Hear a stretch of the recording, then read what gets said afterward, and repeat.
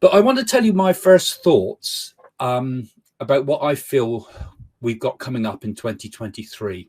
En dan ga ik nu beginnen met de voorspellingen. Ik heb er opgeschreven voor 2023. Daar ga ik nu de voorspellingen voor doen. But I'm going to give you some of my predictions for 2023 for the royal family. Om te beginnen begin ik bij het Koningshuis. Het Koningshuis van Engeland. And the first thoughts, the first pictures, the first images, the first visions I saw was of Prince Andrew.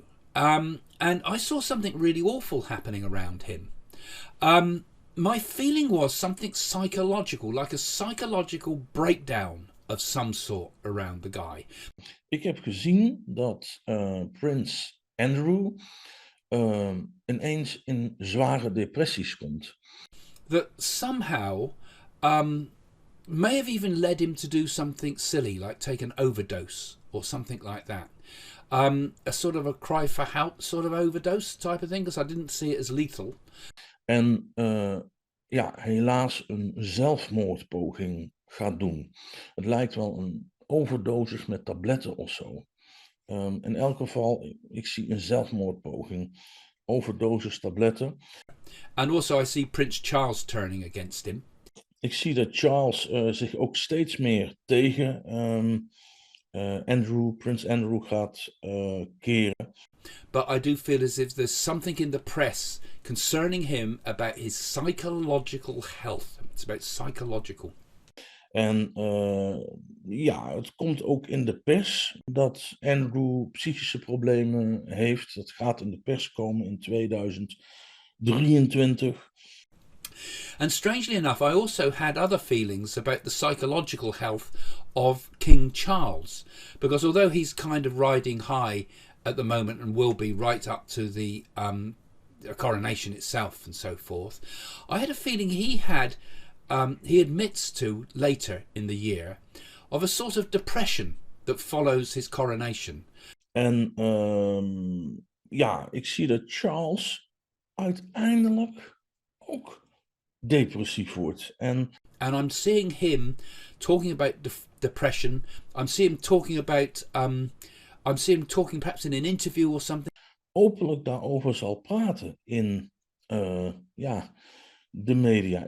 The first thoughts I had is the most important thing is going to be food shortages. In fact, I feel we're going to get a lot of crop failures in 2023. Already there's been signs of this, to be honest. We've got the problems in Ukraine, and there has been quite bad weather events around already. But I get the feeling that these weather events are going to get worse, which is likely with global warming. But I feel that 2023 is going to be a particularly bad year for all things to do with crops. Wat ik zie als ik naar de wereld kijk, zie ik dat er veel voedseltekort zal zijn.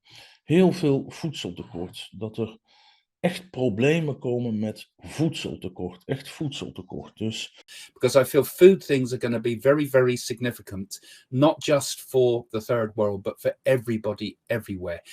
And in particularly China as well, because I feel there's going to be big food shortages in China. China has money, and China will buy up resources around the world, which will put more and more pressure on everybody else. It's just like what happened with oil, except this time it's going to happen with the food. Het is heel raar. China is eigenlijk een welvarend land. Maar ik zie toch heel duidelijk dat China ook heel bizar voedseltekorten zal hebben.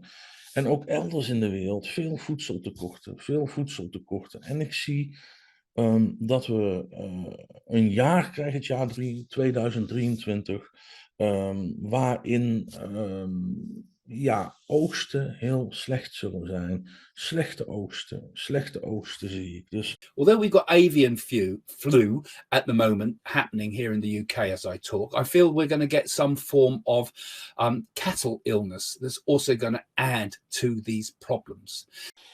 Ik zie ook dat er een nieuwe veeziekte komt in het jaar 2023. waardoor we ineens opgeschrikt worden. I had a bad feeling for December, as if something really bad happens in the month of December. Now, unfortunately, I don't know if it's this December or December 2023, but I had a feeling of something quite, and I got a sense of a cloud again. So I often get these feelings of foreboding with this. It makes me wonder if Russia could use a dirty sort of bomb, not a nuclear bomb like we know it, but some form of spreading of nuclear material, or doing something with maybe one of the nuclear power stations and faking up perhaps a nuclear release, as if something I felt as if there was some, and blaming Ukrainians for it. Now, I know we've kind of we're seeing this at the moment with this sort of saber rattling, but I get the sense that Putin might actually do it. And I'm seeing it soon. And I felt December, and I think it's December this year, but I've kind of put my mind for 2023. So if not this year, maybe next. Ja, wat ik zie bij Rusland en de Oekraïne, zie ik heel duidelijk, ja, dat zie ik voorlopig nog problematisch blijven. Maar ik zie ook dat op een of andere manier, ja, Rusland of zo een of andere vieze bom laten ontploffen of laten neerkomen. Misschien met nucleaire deeltjes erin, of ziekmakende deeltjes, of gifgas. Ik weet het niet precies. Ik heb hier de puntjes opgeschreven die ik heb gezien. En ja, als ik nu weer kijk, zeg maar, van wat ik afgelopen week zag toen ik me daarop ging concentreren, dan zie ik dus inderdaad een soort gifwolk, of een wolk, heel duidelijk. En ik zie een kerncentrale in brand staan. Niet zo erg als toen met Tsjernobyl, maar ik zie een kerncentrale in brand staan. Heel apart. Dat is ook allemaal wat ik zie, heel duidelijk. Ja, dat zag ik ook. Ik weet niet of dat de maand december is waar we nu in zitten, of dat het de maand december is aan het einde van dit jaar.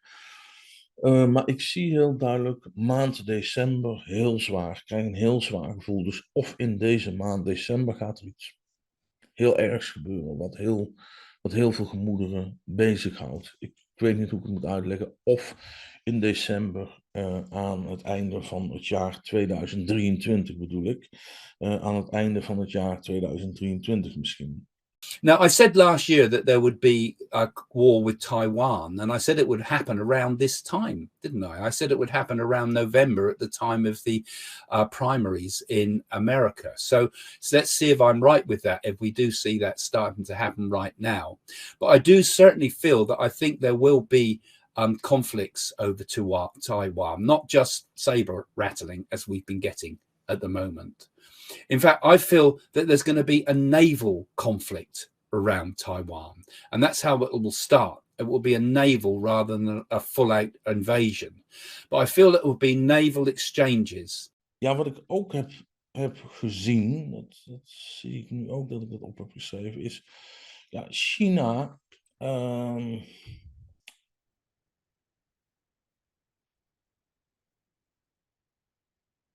China heeft toch wel echte idealen of plannen om, ja,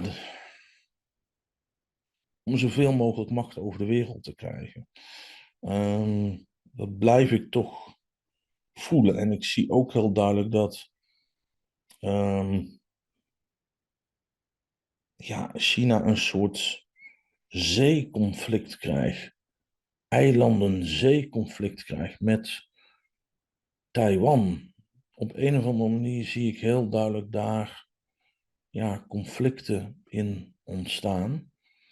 And in fact, I see a war on drugs throughout Europe, actually, but also a move in Europe to legalize cannabis Europe-wide, actually. So I'm seeing that as an attempt to break some of the money that these cartels make through illegal dealings with that. Ja, ik zie heel duidelijk dat cannabis eigenlijk in heel Europa legaal gemaakt gaat worden. Dat er een soort legalisering gaat komen met cannabis. Wat dus echt, ja, wiet, cannabis, wat allemaal heel, dat soort dingen, bepaalde drugs, wordt legaal. But I see a big drug scandal in Italy, a big sort of a bust type thing. But I see implications that the Vatican is being involved, not knowingly, but Vatican involved through something like the Vatican Bank or something like that, or money laundering somehow done, or a priest involved in this or something. Wat ik ook zie is heel duidelijk, ik heb dat een tijd terug ook al gezien, maar ik heb allemaal het idee dat het in 2023 echt gaat gebeuren. En dat is een heel groot schandaal wat met het Vaticaan te maken heeft. En dat heeft iets te maken met witwaspraktijken. Witwaspraktijken ja, die vanuit het Vaticaan zijn gebeurd of vanuit een geestelijke die daar werkt. Maar in elk geval heel duidelijk, ja, witwaspraktijken krijg ik heel duidelijk.